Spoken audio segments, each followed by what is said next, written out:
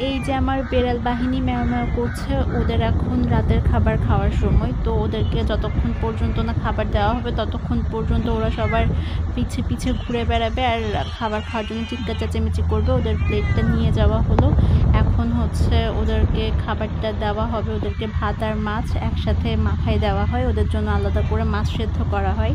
তো সেটা দিয়ে এখন ভাত মেখে ওদেরকে দেওয়া হবে। যতক্ষণ পর্যন্ত না ওদের খাবার দেওয়া হবে ততক্ষণ পর্যন্ত ওরা এরকম করে করে ছোটাছুটি করবে, ম্যাও ম্যাও করবে, এবং এই সময়টা ওদেরকে দেখতে ভীষণ মজা লাগে। আর সবথেকে বেশি মজার ব্যাপার হচ্ছে ওরা যখন বাড়ি থেকে বাইরে চলে যায়, ওদেরকে ডেকে আনার জন্য একটু ঠক ঠক শব্দ করতে হয়। শব্দ শোনার সাথে সাথে ওরা সবাই একসাথে যে যেখানেই থাকুক না কেন চলে আসে রান্নাঘরে। তো যাই হোক, এখন খাবারটা মাখানো হয়ে গেছে, ওরা বুঝতে পারে যে এখন আসতেছে, এখন খাবার দিবে। তো ওই যে সবাই একসাথে আবার চলে আসলো, এখন ওদেরকে খাবার দেওয়া হবে। একটু দেরি হয়ে গেছে, 2-1 মিনিট, আবারও হচ্ছে চলে যাচ্ছে, মানে 1 সেকেন্ডও দেরি হওয়া যাবে না।